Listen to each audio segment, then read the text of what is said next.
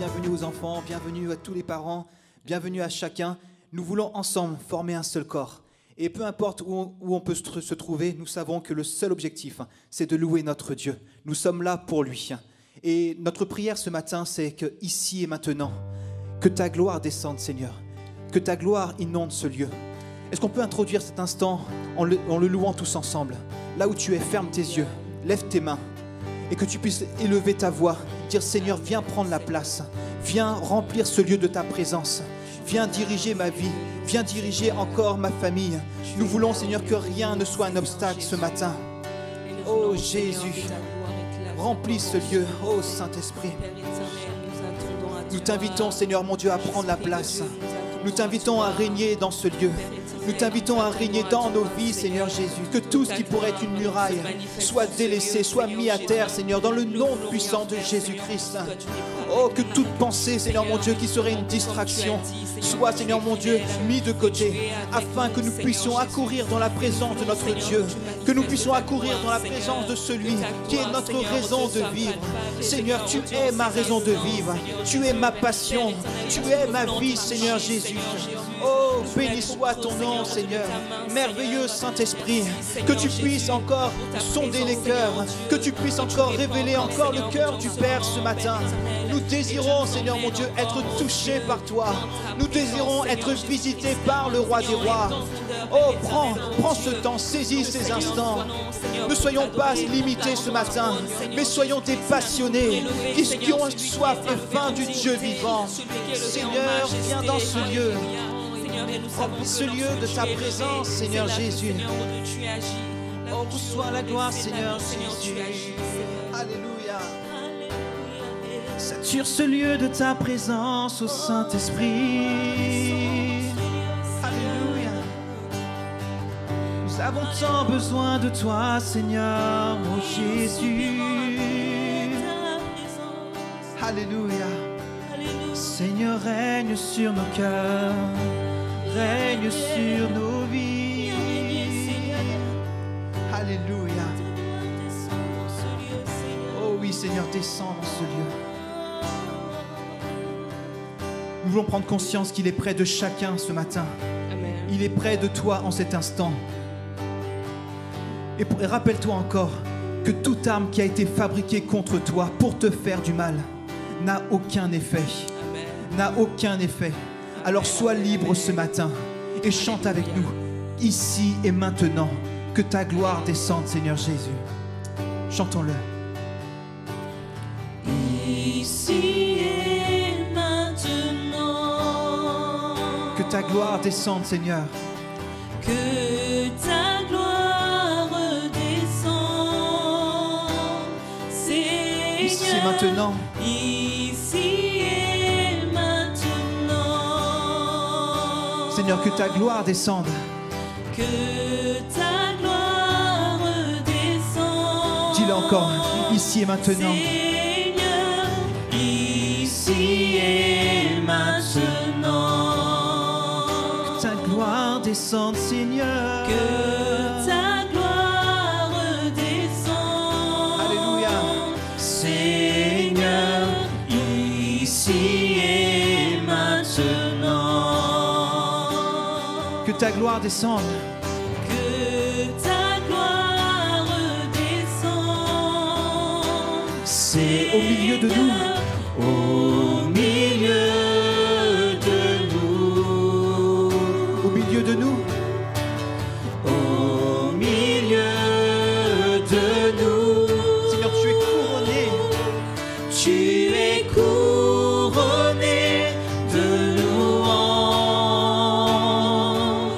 Tu règnes entouré de gloire. Nous venons dans ta présence.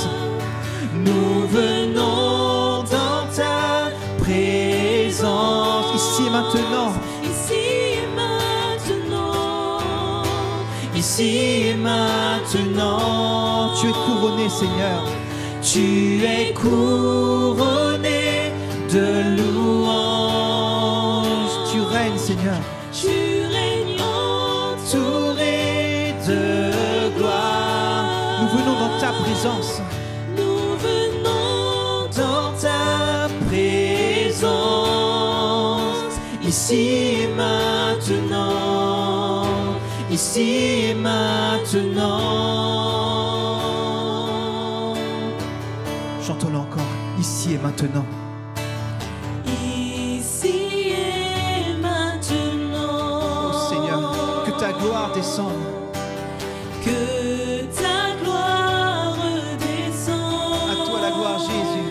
Seigneur, ici et maintenant. Seigneur, que ta gloire descende.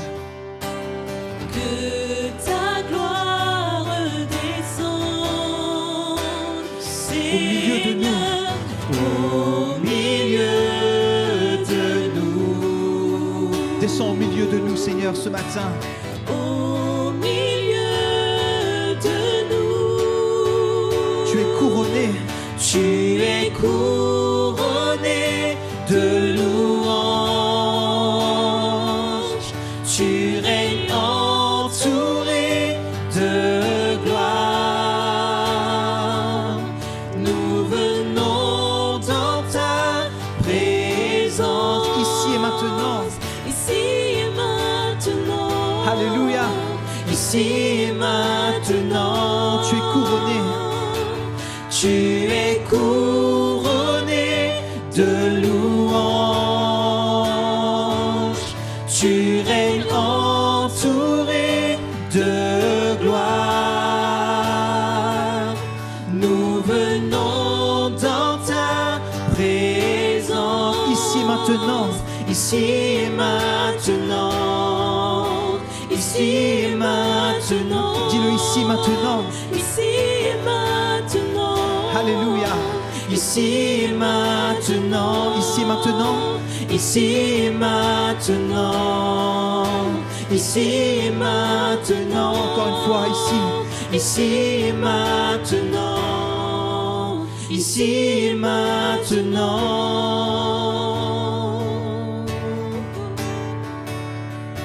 Seigneur, c'est vrai. Tu sièges, Seigneur, au milieu des louanges de ton peuple. Et nous voulons, Seigneur, le déclarer ce matin, que tout est pour ta gloire, tout est pour toi. Oh Seigneur, merci parce que tu es présent, Seigneur mon Dieu, dans ce lieu. Tu es présent, Seigneur mon Dieu, près de chacun. Nous voulons croire qu'ici et maintenant, ta gloire descend. Tu envahis cet espace. Tu satures ce lieu de ta présence, Seigneur, ô Éternel. Nous nous attendons à toi. Nous déclarons, Seigneur, que nos vies t'appartiennent.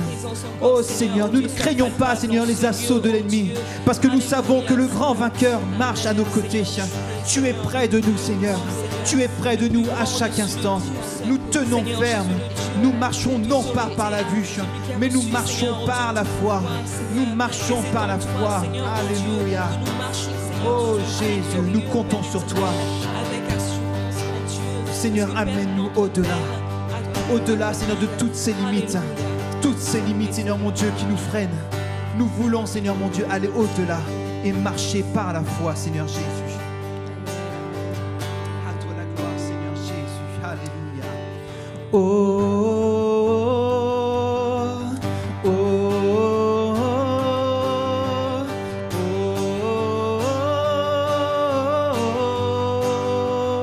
Chante avec moi.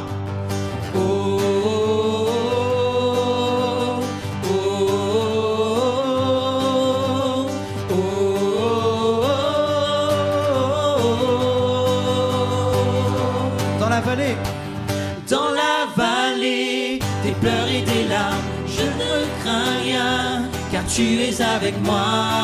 Dis-le, tu es avec moi. Oui, tu es avec moi.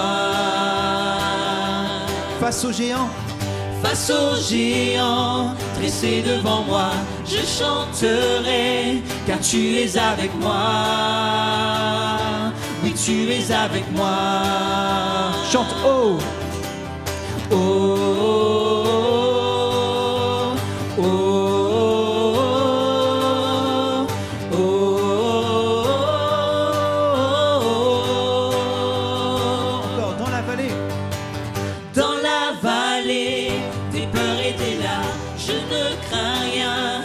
Tu es avec moi. Des paroles de foi ce matin. Oui, tu es avec moi. Déclare-le face aux géants. Face aux géants dressés devant moi, je chanterai, car tu es avec moi. Je ne crains rien. Oui, tu es avec moi. Emmène-moi. Emmène-moi au-delà, au-delà. Ma confiance est en toi. Je veux marcher par la foi. Emmène-moi. Emmène-moi au-delà, au-delà. Tu ne me laisses pas, car mon combat est ton combat. Alléluia. On va déclarer: quand l'océan rugit, je reste en paix. Je n'ai pas à craindre les assauts de l'ennemi. Tu n'as pas à craindre les assauts de l'ennemi, parce que tu es plus que vainqueur. Amen. On y va. Quand l'océan rugit devant moi, je suis en paix, car tu es avec moi. Déclare-le.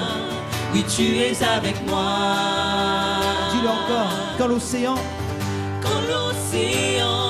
rugit devant moi, je suis en paix, car tu es avec moi. Tu es avec moi, Seigneur. Oui, tu es avec moi. Emmène-moi. Emmène-moi au-delà, au-delà.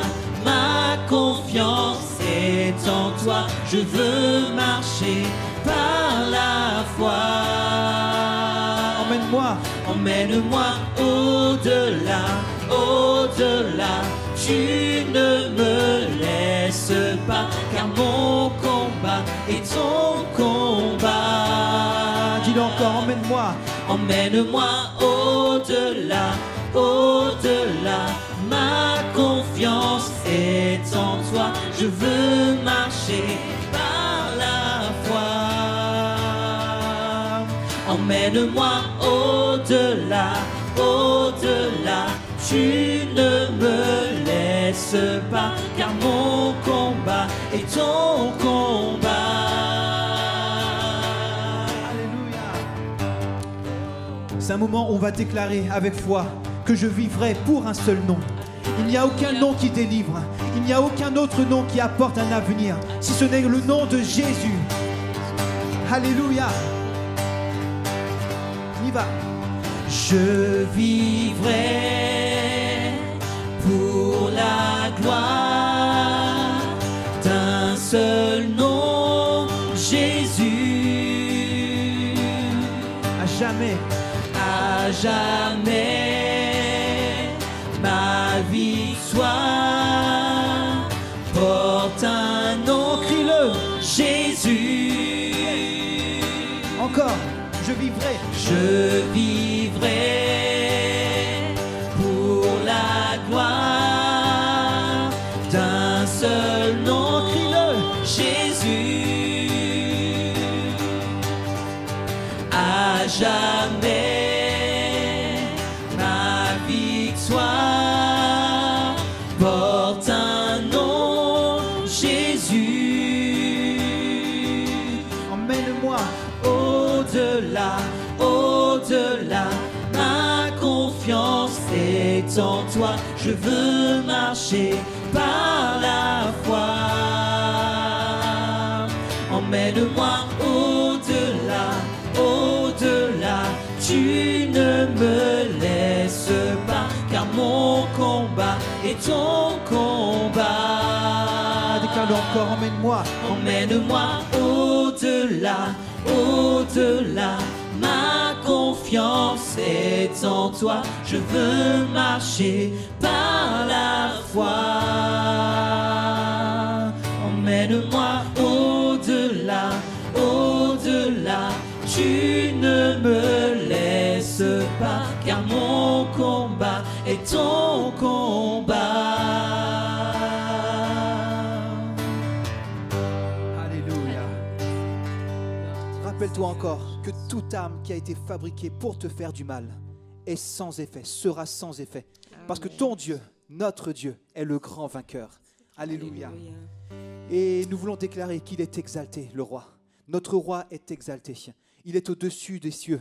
C'est lui qui siège en majesté, au-dessus de toutes les situations, parce qu'il est Seigneur. Dis-le avec moi, il est Seigneur. Il est Seigneur. C'est le moment de le déclarer. Amen. Dis-le avec foi, il est Seigneur. Il est Seigneur. Alléluia. Amen. Que tout genou fléchisse devant le roi des rois, Amen. Amen. parce qu'il est Seigneur. Amen. Tout-puissant.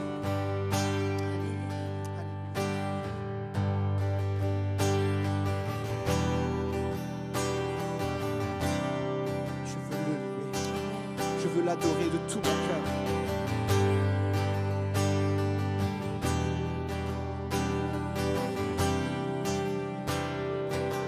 Il est exalté.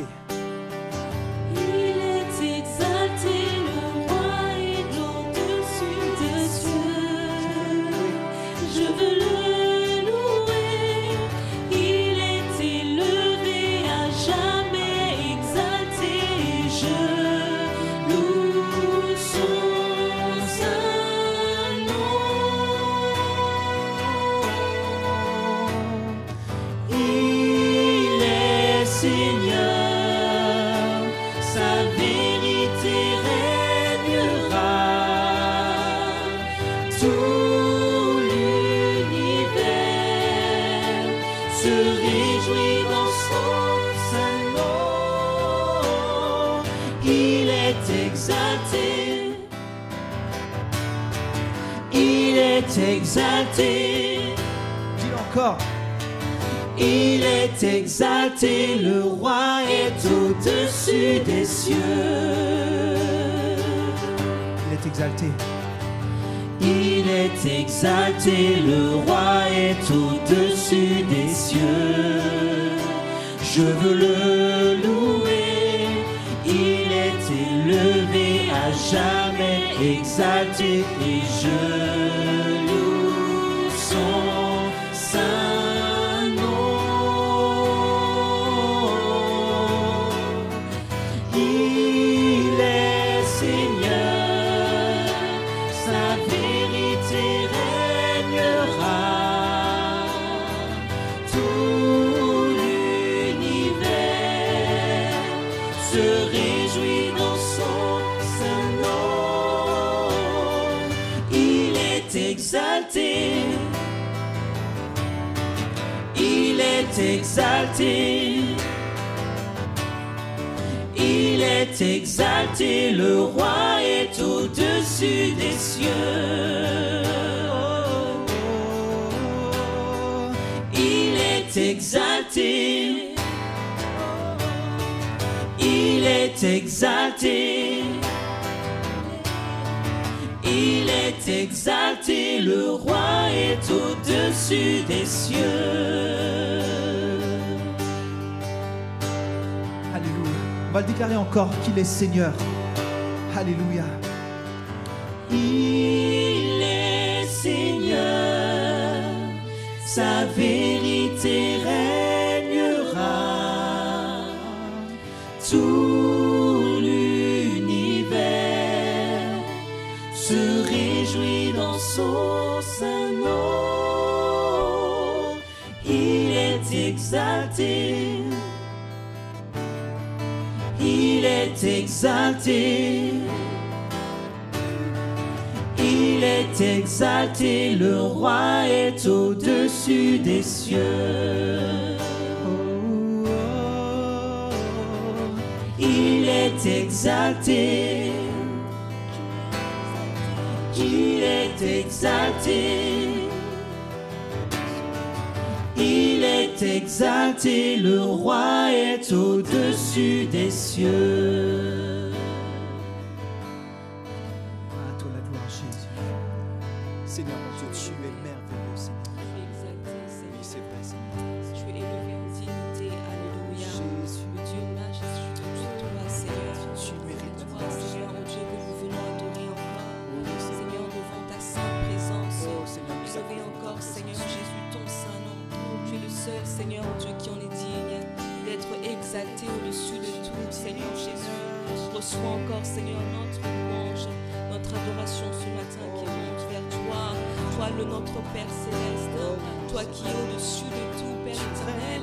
Tu as reçu tout pouvoir, toute autorité, tout a été donné, Seigneur Jésus. Et quel privilège, Seigneur, mon Dieu, de nous approcher de toi. Seigneur, quel privilège, Seigneur, de nous savoir enfants de Dieu, alléluia, aussi amis de Dieu, alléluia, Jésus, sois exalté encore. Merci, Seigneur, oh Dieu, pour ce don précieux, Seigneur, mon Dieu, que tu nous as fait, d'être, Seigneur, oh Dieu, tes amis, d'être, Seigneur, oh Dieu, tes enfants, alléluia. Amen. À toi la gloire, Jésus.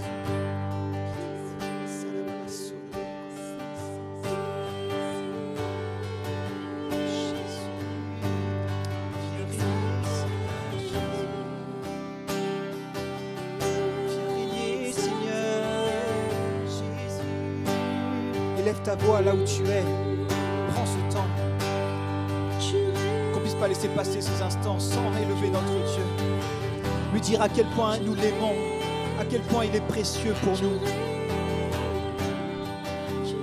Alléluia. Tu es digne, Seigneur. Tu es reine, Seigneur Jésus. Tu es digne de louange. Tu es digne de louange. Sois l'honneur, Seigneur Jésus. Nous t'adorons, nous t'élevons, Seigneur.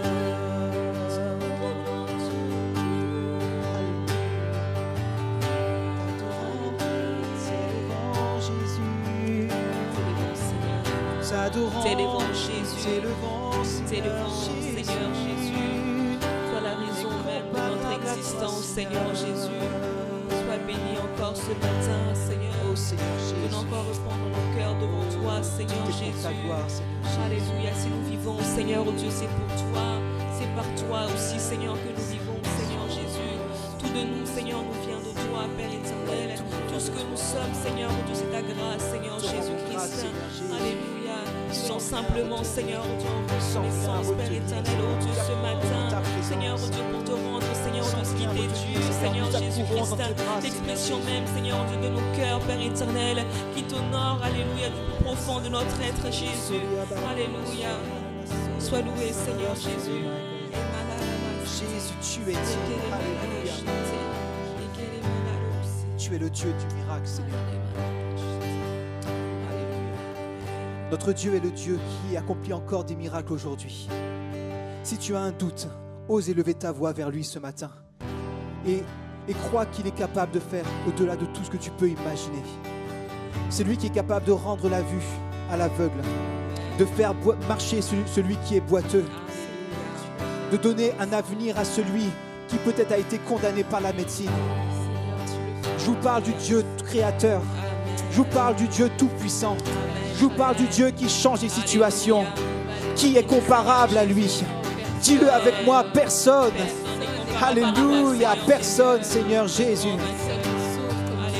Et lorsque tu repenses un instant, lorsque la cohorte se présente devant Jésus, afin de l'amener, afin de le lapider, pense encore un instant que son nom a été prononcé, lorsqu'il a dit « Je suis », ils sont tous tombés à terre.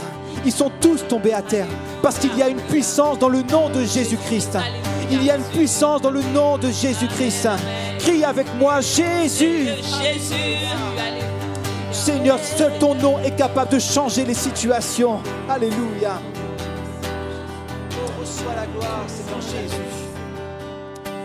Notre Dieu est le Dieu du miracle. À toi la gloire, Jésus. À toi la gloire, Seigneur. Alléluia.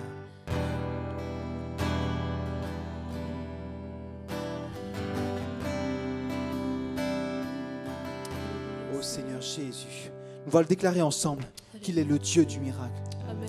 Il est le Dieu qui accomplit des miracles aujourd'hui. Alléluia.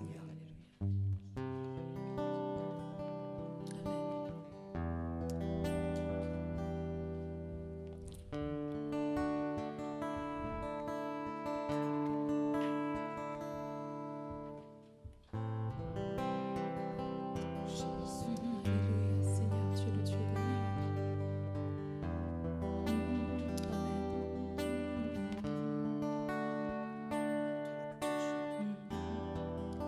Le Dieu qui peut rendre la vue est présent tout autour de moi, présent tout autour de moi. le Dieu qui peut nous faire entendre, viens apaiser toutes nos craintes, apaiser toutes nos craintes. Oui, je crois en toi, oui, je crois en toi, tu es le Dieu des miracles. Oui, je crois en toi, oui, je crois en toi, tu es le Dieu des miracles. On va reprendre celui qui peut rendre la vue. Celui qui peut rendre la vue est présent tout autour de moi. Alléluia. Présent tout autour de moi. Le Dieu qui peut nous faire entendre. À toi la gloire, Jésus. Viens apaiser toutes nos craintes, apaiser toutes. Déclare-le ce matin. Oui, je crois en toi. Oui, je crois en toi. Oui, je crois en toi. Tu es le Dieu des miracles. Oui, je crois en toi, Seigneur. Oui, je crois en toi. Oui, je crois en toi. Oui, je crois en toi. Tu es mon Dieu. Tu es le Dieu des miracles. Dis-le encore. Oui, je crois en toi. Oui, je crois en toi. Oui, je crois en toi, Seigneur. Tu es le Dieu des miracles. Oui, je crois en toi, Seigneur. Oui, je crois en toi. Oui, je crois en toi. Tu es le Dieu des miracles. Alléluia. Tu es le Dieu qui défie l'impossible. Le Dieu qui défie l'impossible m'attire à lui, me renouvelle. M'attire à lui, Amen. me renouvelle. Celui qui a vaincu la mort, sa vie se répand dans mes veines, sa vie se répand dans mes veines. Dis-le. Oui, je crois en toi, Oui, je crois en toi, Seigneur. Oui, je crois en toi. Tu es le Dieu des miracles. Je crois en toi, Seigneur Jésus. Oui, je crois en toi. oui, je crois en toi. Tu es le Dieu des miracles. Oui, je crois en toi, Seigneur. Oui, je crois en toi. Oui, je crois. Oui, je crois en Oui, je crois. Tu es le Dieu des miracles. Oui, je crois en toi, Seigneur. Oui, je crois en toi. Oui, je Oui, je crois en toi. Oui, je crois. Tu es le Dieu des miracles. Seigneur, tu es de toute éternité, le Dieu puissant. Le Dieu puissant ressuscité. Celui qui a vaincu la mort. Qui ne veut pas être arrêté par rapport à nos circonstances. Mais celui qui déclare qu'il est fidèle et juste en tout temps. Qu'il est fidèle et présent dans nos vies. Seigneur mon Dieu, nous déclarons ta grandeur, Seigneur, ce matin. Nous déclarons ta puissance, Seigneur mon Dieu, ce matin. Alléluia. Tu es de toute éternité. Ô Dieu puissant ressuscité. Tu es celui qui donne vie. Tu es le Dieu des miracles. Déclare-le là où tu es. Le Dieu des miracles. Tu es de toute éternité. Oh mon Dieu, ô Dieu puissant ressuscité. Tu es celui qui donne la vie. Tu Tu es celui qui donne vie. Tu es le Dieu des miracles. Tu es le Dieu des miracles. Oui, tu es de toute éternité. Ô Dieu puissant ressuscité, tu es celui qui donne vie. Tu es le Dieu des miracles. Tu es le Dieu des miracles. J'aimerais te dire ce matin, tu as peut-être l'impression de peut-être même de mourir spirituellement, de te sentir seul là où tu es. Mais j'aimerais t'annoncer le Dieu du miracle, le Dieu qui donne vie, le Dieu qui déclare que chacune des paroles que tu prononces, si tu les prononces par la foi, sont des paroles qui vont avoir un impact.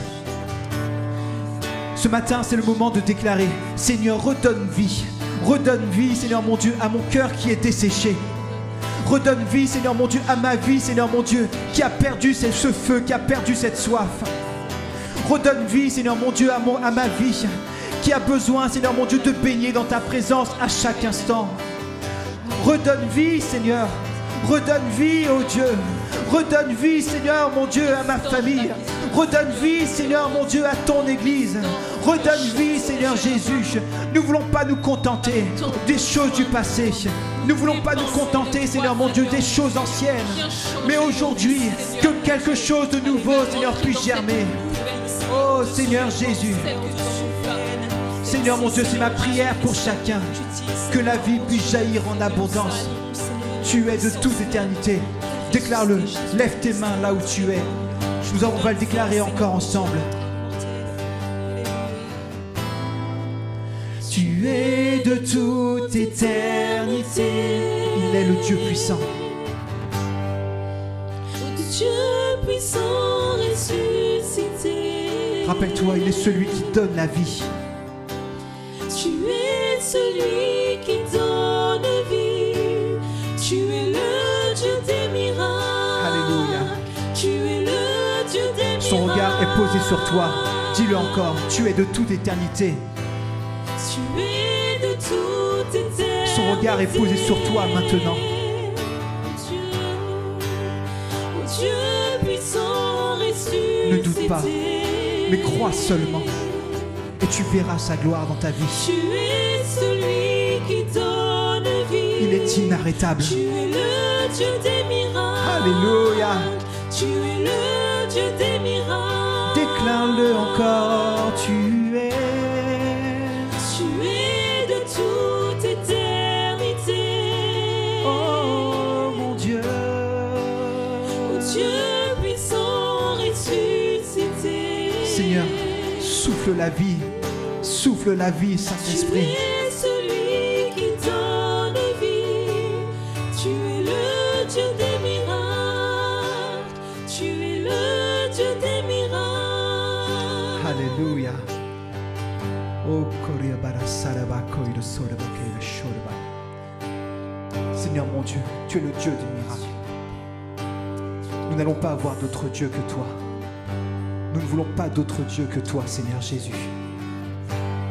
Alléluia, Jésus. Personne d'autre que toi, Seigneur Jésus. Je tends les mains vers le roi qui vient. Je veux chanter mon Créateur. Tu es le seul qui règne sur mon cœur. On chante ensemble. Je tends les mains. Je tends les mains. Déclare-le, alléluia. Vers le roi qui vient. Je veux chanter. Je veux chanter. Mon Créateur. Car tu es le seul qui règne sur mon cœur. À toi la gloire. Et je n'aurai pas d'autre Dieu. Et je n'aurai pas d'autre autre Dieu. Tu seras mon seul trésor. Esprit du Dieu Tout-Puissant. C'est toi que mon cœur désire, Seigneur. C'est toi que mon cœur désire. À toi, À toi, Seigneur, j'offrirai mon sacrifice. à toi, Seigneur. À toi, Seigneur, j'offrirai mon sacrifice. Et je n'aurai pas d'autre Dieu. Et je n'aurai pas d'autre Dieu. Tu seras mon seul trésor. Esprit du Dieu Tout-Puissant. C'est toi que mon cœur désire.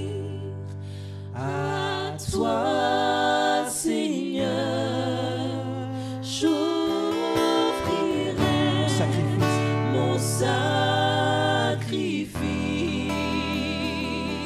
À toi, Seigneur.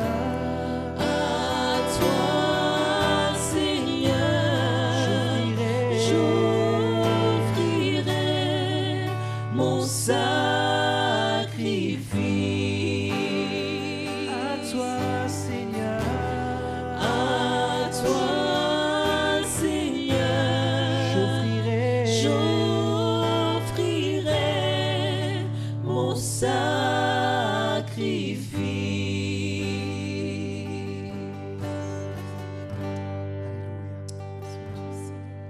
Seigneur, merci encore pour ces instants. Merci pour ta sainte présence. Nous ne voulons jamais oublier, Seigneur, que si nous vivons, ce n'est que grâce à toi. Si nous pouvons te louer, Seigneur, ce n'est que grâce à toi. Si nous sommes là où nous sommes aujourd'hui, ce n'est que grâce à toi. Chaque jour, nous nous rappelons encore, Seigneur mon Dieu, ta faveur envers nous, Seigneur, ton amour envers nous. Merci parce que ton amour pour nous, Seigneur, est sans limite. Et je veux me rappeler à chaque instant, Seigneur, que je veux te louer toute ma vie. Je veux repasser en mon cœur, Seigneur mon Dieu, toutes tes paroles, Seigneur, et me rappeler encore que c'est toi, Seigneur mon Dieu, qui est venu jusqu'à nous, qui a donné ton Fils unique, Seigneur, à la croix, afin de nous donner la vie. Ce sacrifice, Seigneur mon Dieu, ce pardon, Seigneur mon Dieu, de nos péchés, ce rachat de nos péchés, Seigneur mon Dieu, nous a donné un avenir. Et jamais je ne veux oublier, jamais je ne veux mépriser ce sacrifice à la croix. Parce que, Seigneur, tu es ma raison de vivre. Et pas après pas, jour après jour, instant après instant, je veux que ma vie, Seigneur, te soit dédiée. Que la louange et la gloire te reviennent, ici, maintenant et à tout jamais, Père. Amen.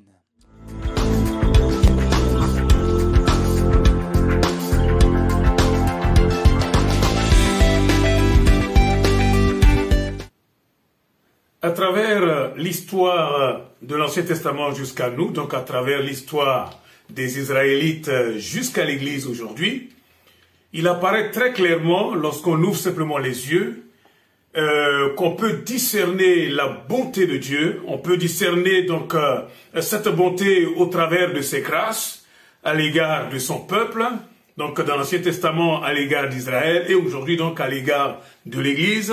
Et puis de l'autre côté, vraiment de façon paradoxale, nous voyons aussi l'ingratitude et l'orgueil même du peuple de Dieu. Nous voyons donc face à l'amour de Dieu, face à la bonté de Dieu, face à la grâce de Dieu, nous voyons parfois, et vraiment c'est déstabilisant de voir combien nous, le peuple de Dieu, depuis l'Ancien Testament jusqu'à nous, nous pouvons être vraiment ingrats, nous pouvons être orgueilleux. Et bien sûr, tout cela a des conséquences terribles parce que Dieu est un Dieu d'amour, mais aussi un feu dévorant. Et donc, tout cela se traduit par des jugements et même la destruction de tous les coupables. Ce dont nous voulons nous entretenir aujourd'hui, donc comme mon propos ce matin, c'est vraiment en particulier de puiser dans l'histoire donc d'Israël quelque chose qui pourra nous instruire, quelque chose qui pourra instruire l'Église. en particulier l'église de Goussainville, mais bien sûr l'église du Seigneur avec un grand E, l'église du Seigneur, parce que nous voyons au-delà donc de tout ce que nous pouvons lire dans toute la Bible, des principes donc de Dieu qui ne changent pas, des principes de Dieu qui n'ont pas changé et qui ne changeront pas, parce que Dieu ne change pas dans la réalité. En tout cas, il y a un point qui apparaît clairement, c'est que Dieu ne fait exception de personne. Dieu ne fait exception de personne devant lui. C'est ce que l'apôtre Paul nous dit dans Romains au chapitre 2, verset 11. Dieu ne fait exception de personne devant lui. Si vous voulez, la seule personne, l'homme ou la femme, qui pourra finalement demeurer un peu comme son chouchou, comme son favori, c'est uniquement l'homme ou la femme qui sait discerner la parfaite volonté de Dieu et qui sait vivre en se conformant à cette volonté. C'est la raison pour laquelle je vous propose donc aujourd'hui ce thème-là, c'est que tu peux être le chouchou de Dieu, mais cela ne tient qu'à toi. Tu peux être le chouchou de Dieu, mais cela ne tient qu'à toi. Peut-être qu'avant d'aller plus loin, définissons un peu ce que c'est que le favoritisme. Nous l'avons lu dans Romains 2, verset 11, il n'y a point d'acception de personne devant Dieu. D'ailleurs, pour traduire un peu donc ce mot-là, lorsque nous regardons dans les autres versions, il est dit, Dieu n'accepte pas de pot de vin. Dieu n'accepte pas de pot de vin. Dieu ne fait pas de différence entre les personnes. Eh oui, Dieu ne se laisse pas acheter. Dieu ne se laisse pas impressionner. C'est ce que ça veut dire. Dieu n'avantage personne, une personne par rapport à une autre. Non, non, non. Nous sommes tous au même point d'égalité. Quand nous sommes devant Dieu, que nous soyons de l'Ancien ou du Nouveau Testament, nous sommes tous pareils. Des êtres humains qui ont besoin de toute la grâce du Seigneur. Dieu, en lui, il n'y a pas de partialité. Il n'y a pas de différence. Il n'avantage personne. Il n'est pas partial. Eh oui. En Dieu, il n'y a point d'égard à l'apparence. Vous savez, nous, les êtres humains, nous aimons beaucoup juger en fonction de l'apparence des personnes qui sont devant nous. Mais Dieu n'est pas comme cela. Dans la réalité, on peut être malgré tout cela un chouchou, c'est-à-dire un favori, autrement dit, si vous voulez, un intime de Dieu. Eh oui. Et c'est vraiment le thème de la discussion que nous allons avoir ce matin. Tu peux être un chouchou, tu peux être un intime de Dieu, mais ça ne tient qu'à toi. Ça ne tient qu'à toi. Parce que les principes de Dieu ne changent pas. Parce que Dieu ne change pas. Et donc, si nous devons entrer dans son intimité, si nous devons être, ce que nous chantons facilement, être vraiment des amis de Dieu, s'il vous plaît, ça ne tient qu'à nous. Il y a des principes à observer, et c'est ce que nous allons voir ce matin. Ce qui est clair, c'est qu'il y a un prix à payer.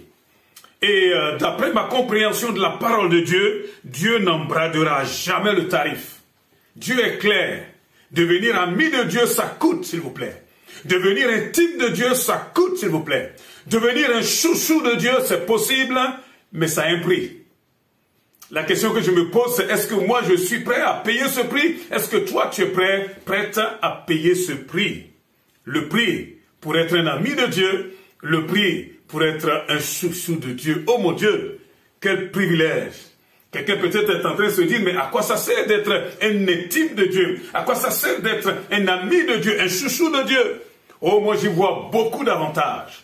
Le premier avantage que j'ai noté, c'est déjà être agréable à Dieu, être approuvé de Dieu. À quoi sert-il finalement d'être là dans une église, de passer des années et des années et d'être complètement désapprouvé de Dieu? Ce qui est le plus important, c'est pas tellement d'être approuvé des hommes, ça si c'est important d'être approuvé des hommes, mais ce que je veux dire, c'est que ce qui est le plus important, c'est d'abord d'être agréable à Dieu. Eh oui, comme disaient justement les apôtres, il vaut mieux obéir à Dieu, il vaut mieux être agréable à Dieu, plutôt qu'aux hommes. Il vaut mieux. C'est le plus important, je pense, pour nous.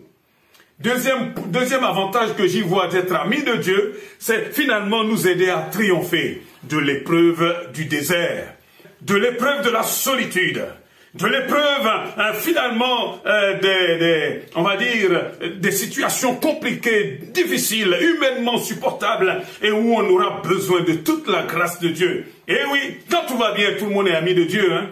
Quand tout va bien, tout le monde chante. Je suis un chouchou de Dieu, je suis un ami de Dieu. Mais dans les moments difficiles, parce que ces moments viendront, les moments d'épreuve, les moments de désert. Ah, c'est bon de connaître le cœur de Dieu. C'est bon d'être intime de Dieu, surtout par les temps par lesquels nous passons, où il semble que Dieu est en train d'enlever toutes nos béquilles sur lesquelles nous pouvions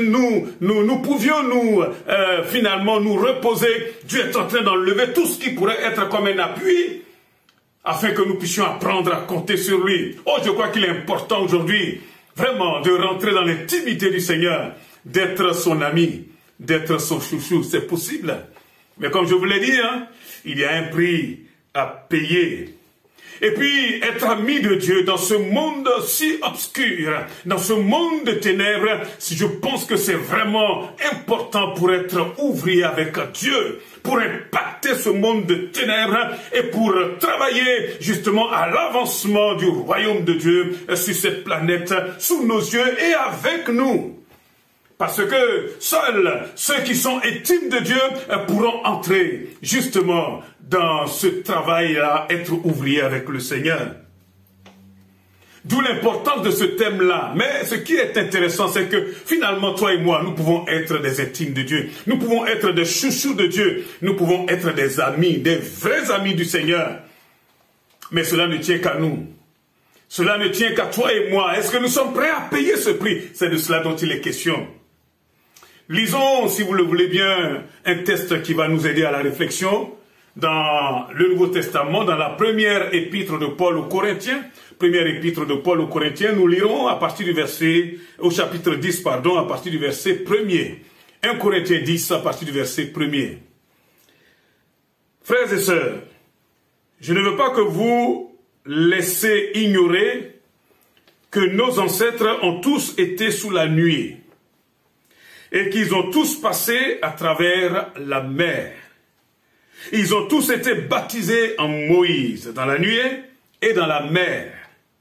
Ils ont tous mangé la même nourriture spirituelle et ils ont tous bu la même boisson spirituelle. En effet, ils buvaient à un rocher spirituel qui les accompagnait et ce rocher, c'était Christ. Verset 5. Mais la plupart d'entre eux n'ont pas été approuvés par Dieu. L'autre version dit, mais la plupart d'entre eux ne furent point agréables à Dieu, puisqu'ils sont morts dans le désert. Or, ces faits sont arrivés pour nous servir d'exemple, afin que nous n'ayons pas de mauvais désirs comme eux en ont eu. Amen. Vous vous rendez compte ici, Dieu parle par rapport au peuple d'Israël. Et on voit, je crois, 5 fois, tous. Et on peut le compter, hein. Ils ont tous été sous la nuée. Ils ont tous passé au travers de la mer. Ils ont tous été baptisés en Moïse. Ils ont tous mangé la même nourriture spirituelle et ils ont tous bu la même boisson spirituelle. Tous. Il n'y en a pas un seul qui a été donc mis à part par rapport à cela. Tous. Ils sont tous sortis d'Égypte. Ils sont tous passés à pied sec dans la mer Rouge. Alléluia. Et quelqu'un pourra dire, oh, alléluia, nous sommes tous amis de Dieu. Et pourtant, comme le lisons là, cet avertissement solennel au verset 5, mais la plupart d'entre eux, pour ne pas dire la grande, très grande majorité, puisqu'il y a seulement 2 personnes qui sont sorties de ce lot-là, alors qu'ils étaient 600 000 hommes de guerre, sans compter les femmes et les enfants. Et donc, toute cette multitude-là, ils sont tous morts dans le désert parce qu'ils n'ont pas été agréables ni approuvés de Dieu. Je vous rappelle mon thème, Tu peux être le chouchou de Dieu, tu peux être l'intime de Dieu, tu peux être l'ami de Dieu, cela ne tient qu'à toi. Autrement dit, tu peux traverser le désert et entrer dans le pays promis, mais cela ne tient qu'à toi. Oh, gloire à Dieu.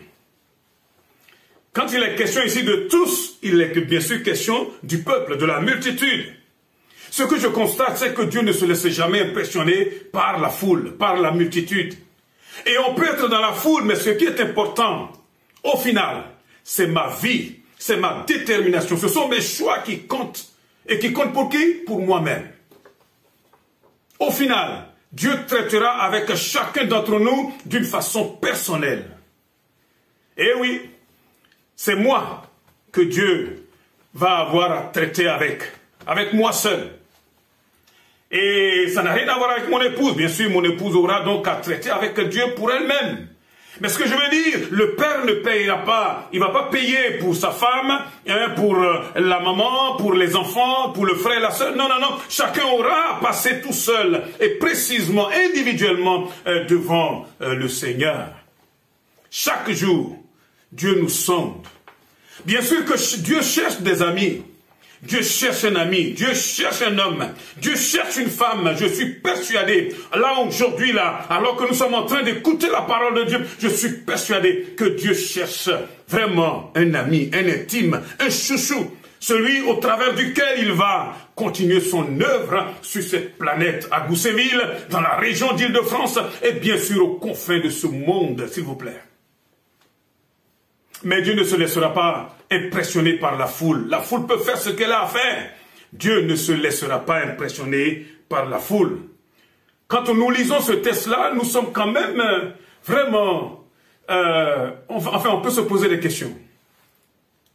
Vous voyez toute cette foule dont je vous parlais, ils ont quand même vu des manifestations de Dieu que vous et moi, là, nous ne verrons peut-être jamais.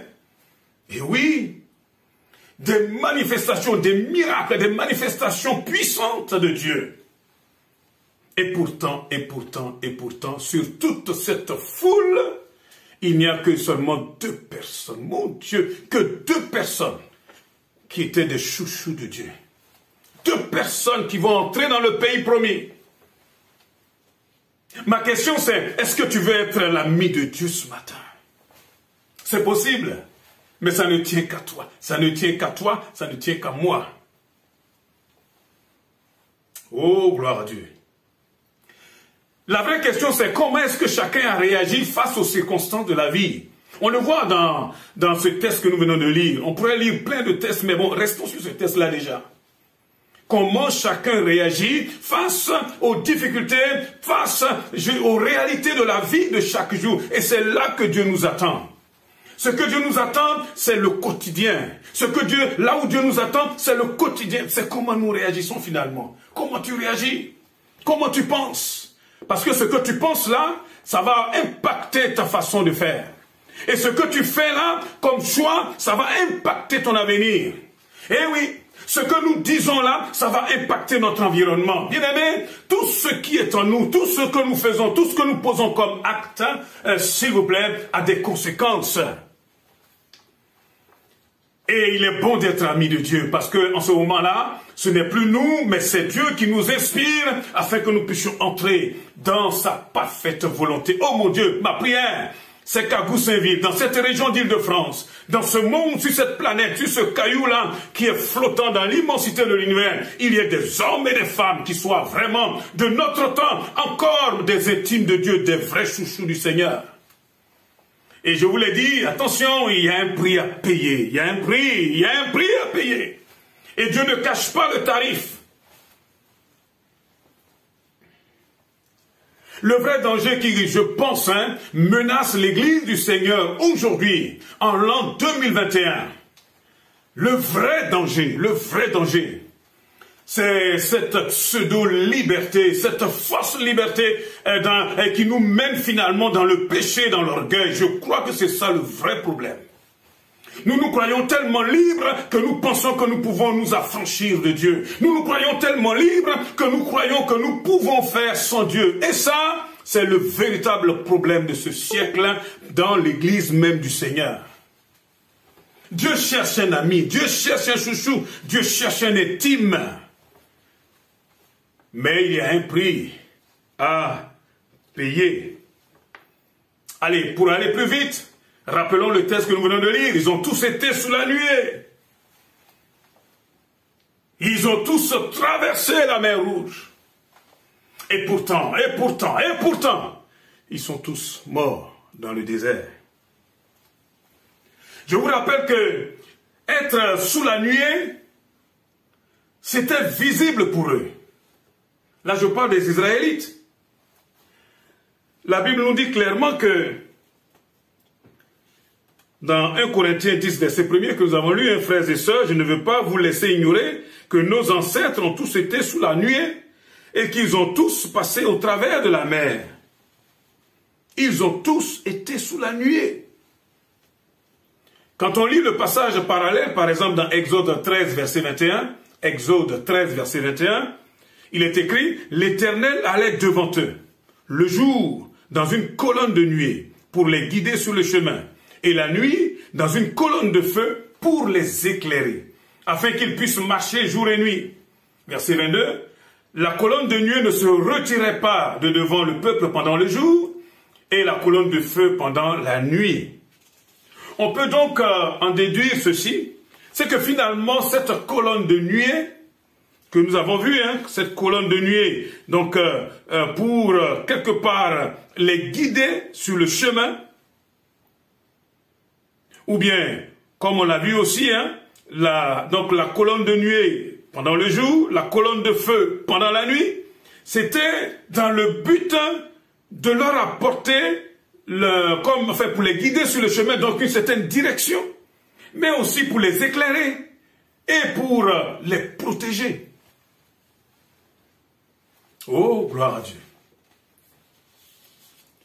Et pourtant, malgré toutes ces choses extraordinaires, souvent le pasteur Eddy a tendance à dire que ce ne sont pas des grands miracles, des miracles qui peuvent véritablement sauver quelqu'un.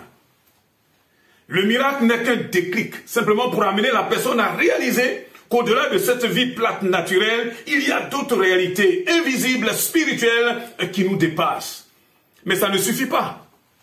Parce que les Israélites, là, ils sont passés sous la nuit, ils ont vu cette colonne de feu la nuit, et ils ont vu cette colonne-là de nuée, si vous voulez, dans la journée, qui était là, qui les accompagnait, et qui allait au-devant d'eux. Ils le voyaient de façon visible.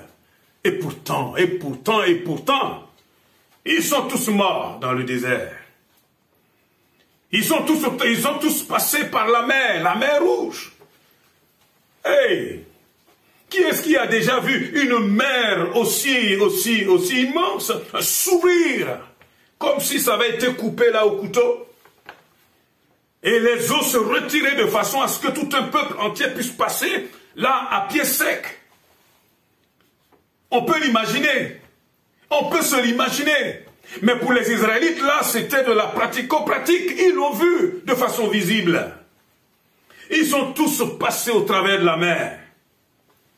Et d'ailleurs, ici, le fait de passer comme au travers de la mer, Paul y voit comme une sorte de baptême.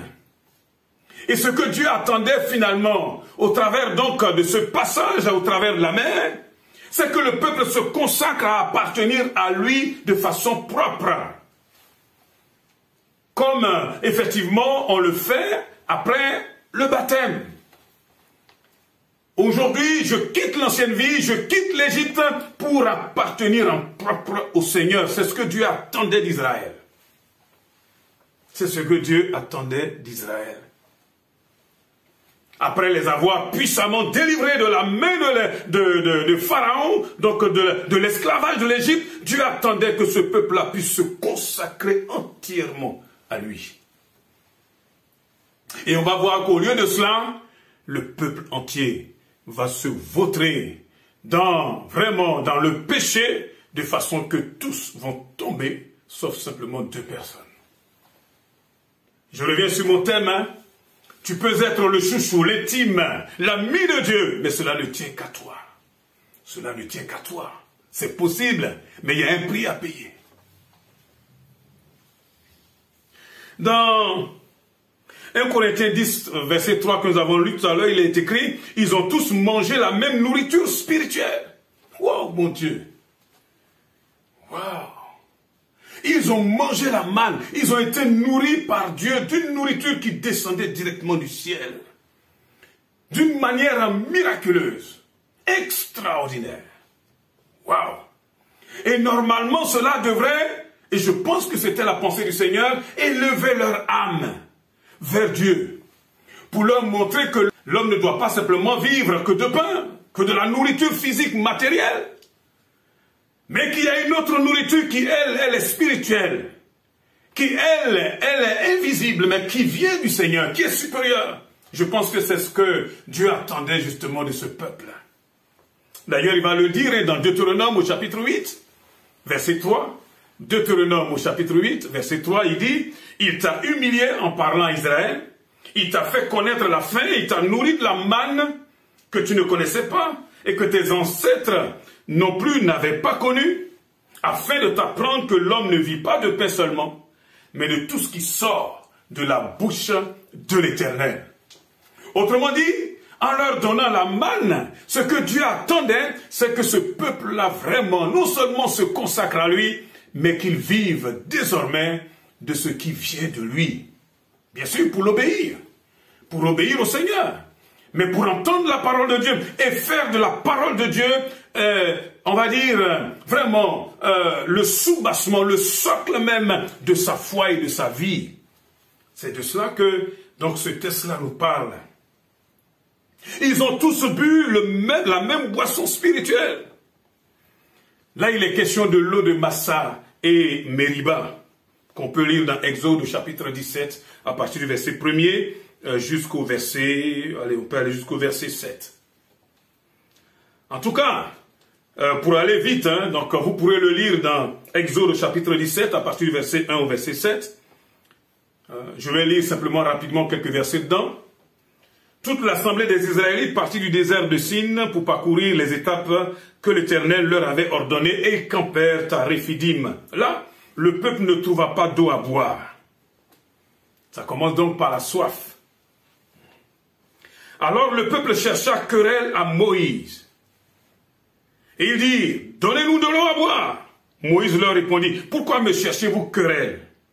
Pourquoi provoquez-vous l'Éternel? C'est de là que vient d'ailleurs les mots Massa et Meriba qui signifient simplement tentation et querelle. Tentation et querelle. Verset 3, le peuple était là, pressé par la soif et murmurait contre Moïse. Il disait, pourquoi nous as-tu fait quitter l'Égypte si c'est pour nous faire mourir de soif? Moi, mes enfants et mes troupeaux. Moïse cria à l'Éternel en disant, que puis-je faire pour ce peuple? Encore un peu et ils vont me lancer des pierres, ils vont me lapider. L'Éternel dit à Moïse, passe devant le peuple et prends avec toi des anciens d'Israël. Prends aussi dans ta main ton bâton, celui avec lequel tu as frappé le fleuve, et marche. Je me tiendrai devant toi sur le rocher d'Horeb. Tu frapperas le rocher et il en sortira de l'eau et le peuple boira. Et c'est ce que donc Moïse a fait. Et le peuple a été finalement désaltéré.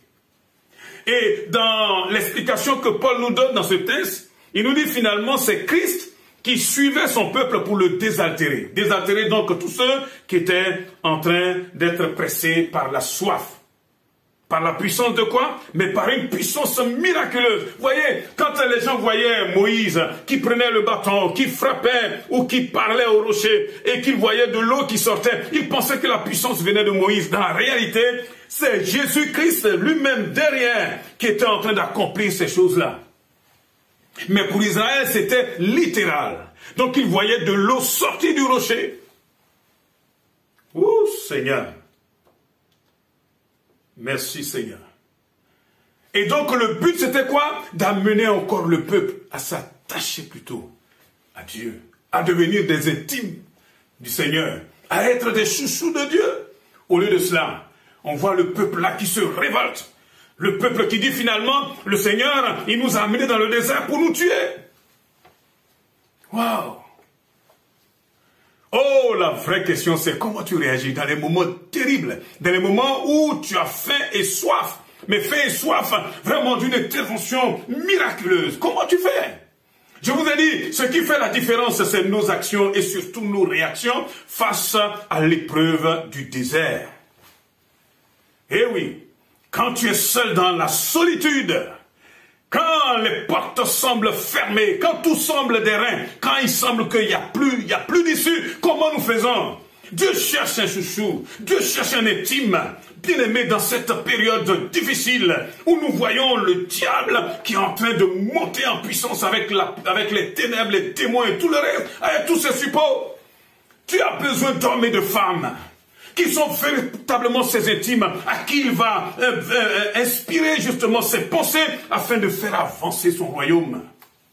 Oh, gloire à Dieu, parce que là où le péché abonde, la grâce de Dieu surabonde. Dieu cherche quelqu'un dans Goussainville, Dieu cherche quelqu'un dans cette région d'Île-de-France, Dieu cherche quelqu'un dans cette nation et même au-delà. Au Canada, en Afrique, en Amérique, partout en Australie, Dieu cherche quelqu'un. Mais il y a un prix à payer, bien-aimé, un prix à payer pour sortir de la multitude et là, être vraiment un intime à qui Dieu veut véritablement apporter, insuffler cette pensée, les pensées qui nous dépassent. Comment devenir finalement un chouchou de Dieu? Je crois que c'est la partie la plus importante pour nous. Oh, je ne pense pas pouvoir faire le tour de tout, mais on verra quand même quelques points au travers des textes que nous venons de lire.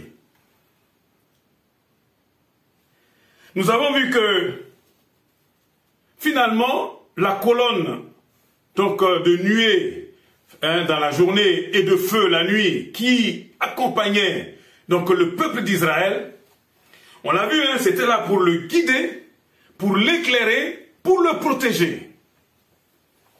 Le guider, l'éclairer et le protéger.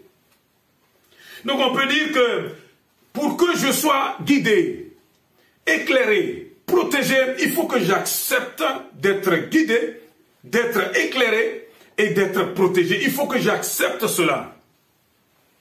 Il faut que j'accepte. Je veux être un ami, un chouchou de Dieu. Il faut que j'accepte que Dieu me guide. Il faut que j'accepte que Dieu m'éclaire. Il faut que j'accepte que Dieu me protège, s'il vous plaît. Malheureusement, aujourd'hui, nous pensons que nous avons, je sais pas moi, les muscles suffisamment solides pour pouvoir nous protéger nous-mêmes.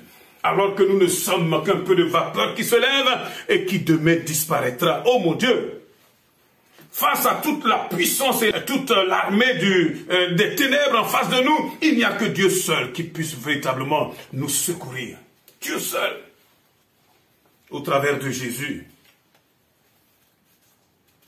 Nous sommes en train de voir comment devenir véritablement un chouchou de Dieu, un ami de Dieu. Premièrement, il faut se laisser guider, éclairer et protéger par Dieu. Le Seigneur, en parlant justement dans Jean chapitre 16, il parlait à ses disciples. Il parlait de son départ, mais il parlait surtout que quand il serait allé, il prierait le Père pour que le Saint-Esprit nous soit donné. Regardez ce qu'il dit dans Jean 16, verset 13.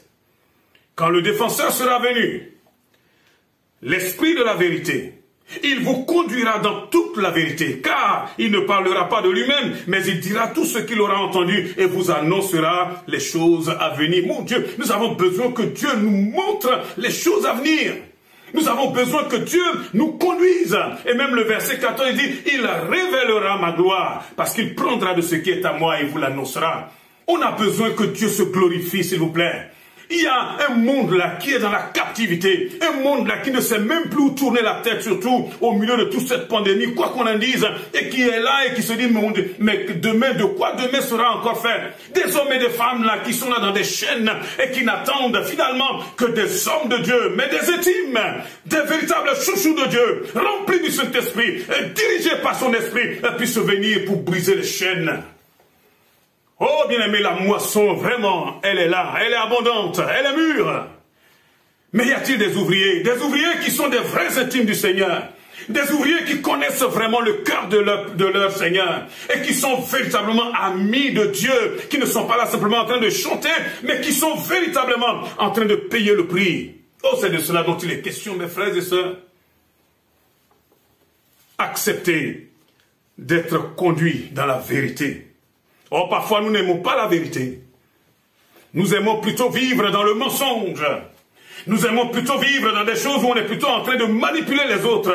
Et vous savez, Dieu n'est pas dans cela. La vérité, et vous connaîtrez la vérité vous rendra libre. C'est la vérité qui apporte la liberté. Et la vérité, c'est la vérité de la parole de Dieu. Nous avons besoin que le Saint-Esprit, survenant sur nous, nous fasse entrer véritablement dans la vérité du Seigneur. Alléluia. Il nous conduise dans la personne même du Seigneur. Oh, gloire à Dieu, qui nous annonce, qui nous révèle les choses cachées. Si Dieu ne nous ouvre pas le coin du voile, nous nous fatiguons pour rien. Bien-aimés, nous avons besoin en ces temps-là, vraiment en tant qu'amis de Dieu, d'être revêtus du Saint-Esprit, d'être remplis du Saint-Esprit, de pouvoir manifester les dons de l'Esprit. Eh oui, c'est uniquement par l'Esprit de Dieu que nous pouvons comprendre ce qui se passe autour de nous, ce que nos yeux physiques ne peuvent pas voir. Ce que notre intelligence naturelle ne peut pas concevoir. Des choses qui nous dépassent. Il faut que Dieu vraiment intervienne. Et Dieu est prêt à le faire. Mais pour des intimes qui sont prêts à se laisser véritablement guider, diriger, conduire dans toute la vérité par l'Esprit de Dieu. Ah, c'est pas le moment d'être là en train de dire « Ah, moi, le Seigneur ne veut pas me baptiser dans le Saint-Esprit. » C'est une faute. C'est une erreur. Parce que dans la réalité, ce que Dieu veut, c'est que nous soyons tous baptisés, remplis de cet esprit. Vous savez pourquoi beaucoup ne sont pas encore baptisés dans cet esprit? Parce que là, ils sont comme, excusez-moi, des bêtes qui ne veulent plus avancer. Comme cet âne-là qui ne veut plus avancer. Et qui est là, et qui se braque, qui dit, je ne veux pas avancer. Mais si tu veux avancer, si tu veux payer le prix, aujourd'hui même, Dieu va te remplir de son esprit. Alléluia. Encore faut-il que tu acceptes d'être conduit. Alléluia. Oh, il faut que Dieu nous révèle sa gloire. Ce n'est pas la gloire d'un homme. Quand nous voyons des âmes sauvées, quand nous voyons des conjoints, des conjointes qui étaient complètement, foncièrement, là, vraiment opposés à Dieu, et qui c'est comme un déclic là, et qui reviennent vraiment à la réalité, et qui ont l'intelligence qui s'ouvre tout à coup, convaincus de péché, de justice et de jugement, et qui capitulent et qui se donnent au Seigneur. Mais, bien aimé, ça c'est la gloire du Seigneur. Alléluia. Quand nous voyons des personnes possédées, véritablement, qui sont libérées, les chaînes brisées, bien aimé, c'est la gloire du Seigneur. Mais pour voir ça, il faut accepter d'être conduit par le Saint-Esprit. D'être conduit par le Saint-Esprit. Ah, c'est pas le moment de faire la fine bouche là en disant « Ah, moi, le Seigneur m'a oublié. » Non, non, non. C'est à nous de chercher le Seigneur. C'est à nous de le chercher et de nous attendre à ce que son esprit puisse nous conduire. Nous l'avons vu, hein, quand le peuple d'Israël est passé au travers de la mer. Ce que Dieu attendait, c'est que ce peuple-là puisse le servir. En se consacrant entièrement à lui. J'y vois là, vraiment, véritablement, un autre besoin. Une autre condition. Pour pouvoir être ami de Dieu, pour pouvoir être chouchou de Dieu, pour pouvoir être véritablement intime du Seigneur. On n'est pas baptisé pour être là en train de chauffer les chaises de l'église. Aujourd'hui, c'est un peu plus compliqué, mais bon. En tout cas, on n'est pas baptisé pour rester là inactif. Pour être là comme au stade, dans les gradins, en train de regarder les autres qui sont en train de courir là sur le stade. On est baptisé, s'il vous plaît, pour nous consacrer à Dieu, pour pouvoir le servir. Alléluia. Oh, c'est le moment que chacun d'entre nous soit serviteur et servante du Seigneur. C'est comme ça qu'on devient intime du Seigneur. Seigneur, baptise-moi. Alléluia. Je prends cet engagement. De toute façon, dans 1 Pierre 3, verset 21, il nous a dit que le baptême, c'est l'engagement d'une bonne conscience envers Dieu. Et je crois que c'est important que l'Église se réveille. Aujourd'hui, nous venons pour consommer. On vient là, on a regardé, s'il vous plaît, un beau spectacle alors qu'on est à l'Église. On vient là, on écoute un beau sermon. S'il vous plaît, qu'est-ce que nous avons à faire avec un beau sermon? Ce que Dieu veut, c'est transformer notre vie. Quelqu'un peut crier Amen. Changer notre vie. Afin qu'au travers de nous, il puisse toucher les nations. Oh, gloire à Dieu. Dis-moi, où est-ce que tu en es avec le service de Dieu? Où est-ce que tu en es avec le service au quotidien? Es-tu inscrit là dans les groupes, les équipiers de prière? Où est-ce que tu en es? Comment tu passes ta journée? Les 24 heures là, comment est-ce que tu les passes? Servir Dieu. Bien sûr, on le servira en tant que serviteur don de Christ, si vous voulez. Mais on le sait surtout parce que nous sommes enfants de Dieu, que nous avons un témoignage à apporter à ce monde. Le servir, s'il vous plaît, en sortant là de la timidité, hein, où on se laisse finalement intimider par l'ennemi. Je vous rappelle, nous n'avons pas reçu un esprit de timidité, de lâcheté, pour être là, comme si on est tétanisé. C'est nous qui avons la vérité, bien-aimés. Dieu cherche un chouchou. Dieu cherche un intime. Mais quelqu'un qui est prêt à aller au service. Je vous dis, il y a un prix à payer. Ah, bien sûr, la plupart d'entre nous, on avait aussi pas mal de projets. Mais le projet qui surpasse toute chose, parce que tous les projets là vont passer, il y a un seul projet qui reste, c'est servir le Seigneur. Bâtir par la grâce de Dieu, par la puissance du Saint-Esprit, par la puissance de la parole de Dieu, des cœurs transformés pour le royaume de Dieu. Ah, il n'y a pas plus grand service ici-bas. Dis-moi, est-ce que tu vas te lever? Tu vas te lever afin de pouvoir être un instrument entre les mains de Dieu. Ah, tu seras le chouchou du Seigneur, ça ne tient qu'à toi.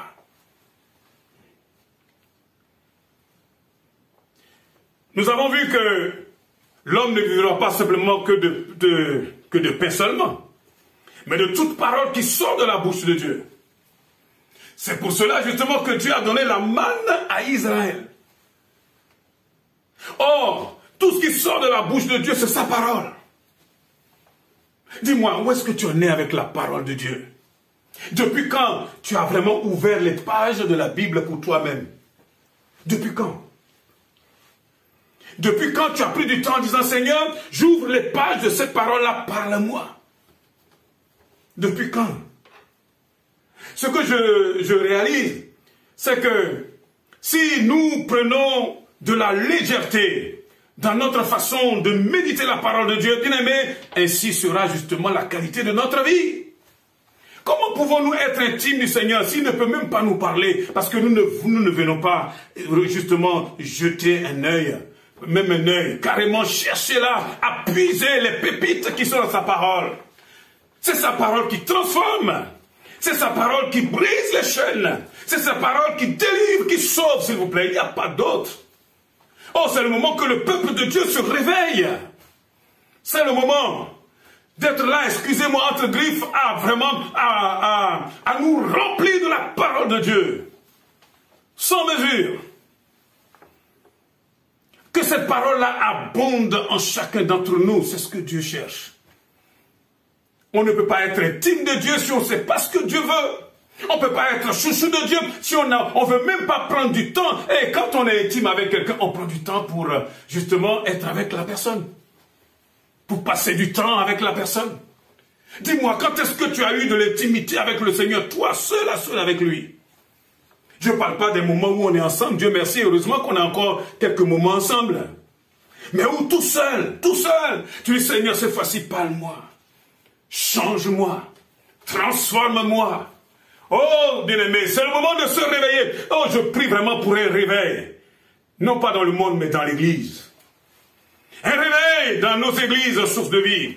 Un réveil dans nos églises des assemblées de Dieu. Un réveil dans l'église avec un grand E. Un réveil où vraiment, bien-aimé, nous allons vraiment consommer la parole de Dieu comme jamais auparavant. Je vais vous dire quelque chose. Le monde va être complètement transformé. Un sens dessus, dessous. Tu peux être un chouchou. Tu peux être un intime du Seigneur. Mais tu dois payer le prix. Le prix pour être dans la présence du Seigneur. Pour lire sa parole. Hey, il n'y a jamais de disciple sans discipline. Tu dois, dans ton agenda, prendre du temps, des rendez-vous réguliers où tu rencontres le Seigneur pour lire sa parole et pour dire, Seigneur, parle-moi, transforme-moi, change-moi, délivre-moi. Bien aimé, où on n'est pas en train de penser à l'autre, mais on dit, Seigneur, c'est moi, change ma vie. Alléluia. Oh, si nous faisons cela, nous serons des intimes du Seigneur. Quelqu'un peut-il dire Amen? Amen, amen, amen, amen. Oh, gloire à Dieu. Nous n'avons pas beaucoup de temps, je vais très vite. Il nous a dit dans 1 Corinthiens 10, verset 9, ne provoquons pas Christ, comme certains d'entre eux l'ont fait, si bien qu'ils sont morts victimes des serpents. Derrière cela, il y a le terme « ne tentons pas Dieu ». Un intime du Seigneur ne tente pas Dieu comme les Israélites l'ont fait. Lisons un peu comment ça s'est passé pour les Israélites rapidement. C'est dans Nombre au chapitre 21. Nombre chapitre 21, je lis à partir du verset 4. Il partit du mont Hor par le chemin de la mer des roseaux pour contourner le pays d'Édom. Le peuple s'impatienta, voici un terme important, le peuple s'impatienta en route et parla contre Dieu et contre Moïse. Pourquoi nous avons fait quitter l'Égypte? Si c'est pour que nous mourions dans le désert, toujours le même refrain. En effet, il n'y a ni pain, ni eau. Oh mon Dieu, regardez la suite. Et nous sommes dégoûtés de cette misérable nourriture. Vous savez de quoi il parle? Pas de la manne. Ils sont en train de dire, la manne, on est dégoûtés de cela. La manne, le matin, la manne, la manne, la manne. Eh, ça me manne. Et ils sont là, ils disent, nous sommes dégoûtés de cette misérable nourriture. Mon Dieu. Verset 6, il est dit, alors le Seigneur envoya des serpents venimeux contre le peuple. Il mordit le peuple et beaucoup d'Israélites moururent. Tenter Dieu. Tenter Dieu, c'est abuser de ses bienfaits. Tenter Dieu, c'est abuser de la patience, de la bonté, de la miséricorde, de la grâce de Dieu. C'est abuser de la puissance de Dieu. Dieu, il envoie de la manne, de la nourriture pour nourrir ce peuple et le peuple en abuse. Au point même d'aller demander des preuves matérielles de la présence de Dieu ou de sa fidélité. Tu dis que tu nous aimes, prouve-nous que tu nous aimes. Mais ce qui fait descendre chaque jour là, c'est quoi? Ça s'appelle de l'incrédulité. Tenter Dieu, c'est être incrédule. Or, la Bible dit que le juste vivra par la foi. L'intime de Dieu, c'est quelqu'un qui est un homme, une femme de foi. Un homme, une femme de foi, s'il vous plaît. Celui qui est intime de Dieu ne tente pas Dieu. Celui qui est intime de Dieu n'est pas là en train d'abuser de toutes les grâces du Seigneur pour finalement lui dire, ah oui, mais tu dis que tu es Dieu, allez, occupe-toi de moi. Montre-moi que tu m'aimes. Et Dieu nous a prouvé qu'il nous aime. Alors que quand nous étions encore des pécheurs, s'il vous plaît, et Dieu a donné son Fils à la croix pour toi et moi. De quelle preuve avons-nous encore besoin? Le juste, l'intime, le chouchou de Dieu est un homme, une femme de foi. Et c'est pour ça que lire la parole, méditer la parole est importante. Parce que c'est cette parole-là qui crée en nous la foi. La foi qui sauve. La foi qui nous permet d'être des instruments entre les mains de Dieu. La foi qui nous permet finalement d'être des véritables intimes du Seigneur. Ah, tu peux être un intime du Seigneur, tu peux être un chouchou du Seigneur. Mais, attention, ça ne tient qu'à toi. Il y a un prix à payer. Ne pas tenter Dieu. D'ailleurs, quand on regarde dans 1 Corinthiens 10, tous vers le bas, 1 Corinthiens 10, verset 13, nous lisons, aucune tentation ne vous est survenue qui n'ait été humaine. Dieu est fidèle. Il ne permettra pas que vous soyez tentés au-delà de vos forces. Mais avec la tentation, il préparera aussi le moyen d'en sortir, afin que vous puissiez la supporter. Le chouchou de Dieu, l'intime de Dieu, il sait que Dieu ne va pas le tuer. Il sait qu'il ne va pas mourir dans ce désert. Il sait que le désert a beau être là, la chaleur a beau être là, mais Dieu veille sur lui, sur elle. L'intime de Dieu, il marche par la foi, elle marche par la foi, s'il vous plaît, la foi simple. La confiance simple en Dieu et en sa parole. Seigneur, tu l'as dit, ça me suffit, je le crois, et allez, je t'obéis. Rien que ça, même si c'est difficile. C'est justement cette foi-là qui fait que l'homme, il décide d'aimer sa femme. Alors qu'il la regarde et il lui dit, mais elle n'est pas digne de mon amour. Le Seigneur lui dit, hé, Marie, aimez votre femme, comme Christ a aimé l'Église. Et il s'est donné lui-même pour elle. Et il commence à l'aimer, à lui faire du bien. Alléluia. Non pas à profiter d'elle, non pas à profiter de cette femme, mais au contraire à donner, à se donner pour elle. Ça s'appelle justement obéir au Seigneur.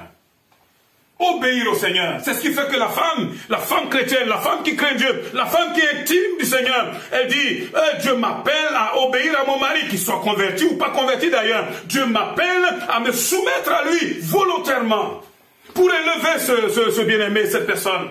Alléluia. Et je fais ma part, non pas en murmurant, non pas en étant là, en train de lever le poing contre le Seigneur, en disant, waouh, c'est ça être chrétienne, c'est dur d'être chrétienne, on devient esclave. Dieu ne nous a pas dit que tu serais esclave, il a dit qu'aucune tentation, aucune épreuve ne te surviendra qui n'a été humaine, et qu'avec cela, il donnera toujours une porte de sortie pour toi, si seulement tu restes toujours dans la foi. Oh, y a-t-il encore aujourd'hui dans l'église du Seigneur des hommes et des femmes de foi? Aujourd'hui, plutôt, ce que je constate, c'est qu'on cherche la facilité. Une vie superficielle. Une vie où finalement, on cherche plutôt à éviter les problèmes.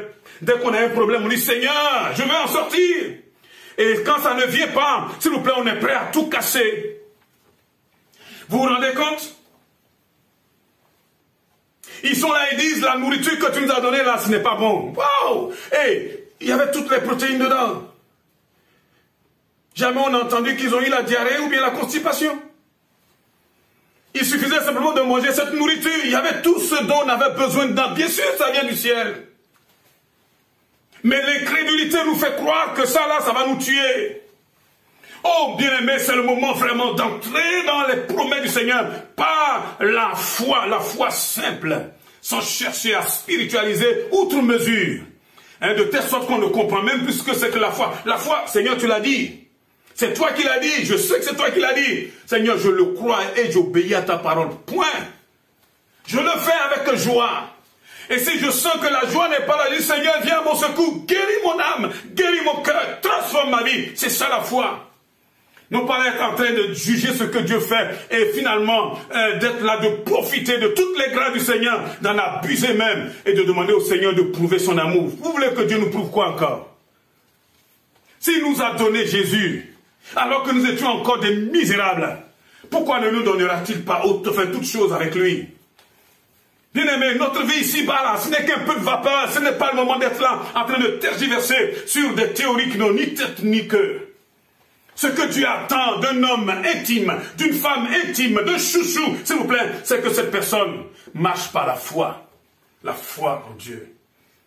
Oh, le temps va vite, s'il vous plaît, je vais arrêter parce que là, sinon je ne vais pas pouvoir. Le dernier point, c'est dans 1 Corinthiens 10, verset 10. Il est dit, ne murmurez pas comme certains d'entre eux l'ont fait, de sorte qu'ils sont morts sous les coups du destructeur. Et il continue en disant, tous ces faits leur sont arrivés pour servir d'exemple. Ils ont été écrits pour notre instruction à nous qui sommes parvenus à la fin des temps. Et lorsqu'on regarde justement le contexte de l'Ancien Testament, c'est dans Nombre au chapitre 14, Nombre au chapitre 14 à partir du verset 1er, Nombre 14 à partir du verset 1er, bon il y a beaucoup de passages à lire, il faudra lire carrément tous les chapitres, mais je vais vous lire rapidement quelques versets. Au verset 22, ces hommes ont vu ma gloire, ça c'est ce que le Seigneur dit, et les signes que j'ai accomplis en Égypte et dans le désert, ils m'ont provoqué déjà 10 fois. Et ils ne m'ont pas écouté. Verset 23, regardez. Aucun d'eux ne verra le pays que j'ai juré à leurs ancêtres de leur donner. Aucun d'eux. Vous voulez que je vous dise? Ce que Dieu a dit là, c'est exactement ça qui s'est passé. Aucun de ceux qui m'ont méprisé ne le verra. L'intime, le chouchou de Dieu ne méprise pas la parole de Dieu, ne méprise pas Dieu, ne méprise pas les conseils, les promesses du Seigneur. Personne. Et regardez le verset 24. Quant à mon serviteur Caleb, parce qu'il a été animé dans notre esprit, et qu'il a pleinement suivi ma voie. Vous voyez, animé dans notre esprit, avec une autre mentalité, s'il vous plaît. Il a suivi ma voie. Ça, c'est un intime. Ça, c'est un chouchou. Caleb et Josué, des hommes d'une autre mentalité, de notre esprit. Alléluia. L'esprit, justement, de celui qui est intime et qui est véritablement ami de Dieu, qui est chouchou de Dieu. Il dit parce qu'il est comme cela et qu'il a suivi pleinement ma voie. Bien aimé, nous avons besoin d'obéir au Seigneur et de suivre ce qu'il nous demande de suivre. Il dit, je le ferai entrer dans le pays où il est allé et sa descendance le possédera. S'il vous plaît, il y va même de l'avenir de notre descendance, de nos enfants. Bien aimé, il y va même de l'avenir de tous ceux avec lesquels nous vivons, de notre obéissance, de notre détermination à être véritablement des intimes du Seigneur. Ce n'est pas le moment de se retirer pour se perdre. C'est le moment de persévérer jusqu'au bout. Y a-t-il encore des Caleb? Y a-t-il encore des Josué qui sont animés de notre esprit? Y a-t-il encore des hommes et des femmes qui sont prêtes, s'il vous plaît, à payer le prix pour être intimes avec Dieu? Ah, ça coûte, mais bien aimé, si Dieu le permet, ça ne sera jamais au-delà de nos forces. Nous pouvons nous consacrer, nous pouvons véritablement être vrais. Je crois que le temps est venu d'arrêter les superficialités, d'être là en train de chercher à couper, si vous voulez, les cheveux en quatre. Ce que Dieu veut, c'est des intimes. Ce que Dieu cherche, ici à Goussainville et dans toute la région, même dans la nation, au-delà donc de ce globe-là, si vous voulez, ce que Dieu cherche, c'est vraiment des hommes et des femmes intimes, alléluia, qui connaissent leur Dieu et qui agissent avec probité, afin que, s'il vous plaît, nos familles soient sauvées, que ce monde soit libéré et que nous puissions entrer en possession de notre héritage. Oh, que le Seigneur soit béni. Levons-nous et adorons le Seigneur. Oh, où en es-tu ce matin? Où en es-tu? Où en es-tu? Vas-tu continuer comme ça à vivre la vie chrétienne, je vais dire de façon superficielle? Ou bien vas-tu aujourd'hui prendre une décision pour ta propre vie, une décision pour entrer vraiment dans l'intimité du Seigneur? Dieu ne nous a pas appelés à courir là sans savoir même où nous allons. C'est le moment de se poser. C'est le moment du Seigneur. Alléluia. Tous les autres là, ils peuvent aller où ils veulent. Mais moi et ma maison, nous te servirons. Moi et ma maison, Seigneur, nous serons des intimes du Seigneur. Levons-nous et adorons ce Seigneur au nom de Jésus. Amen.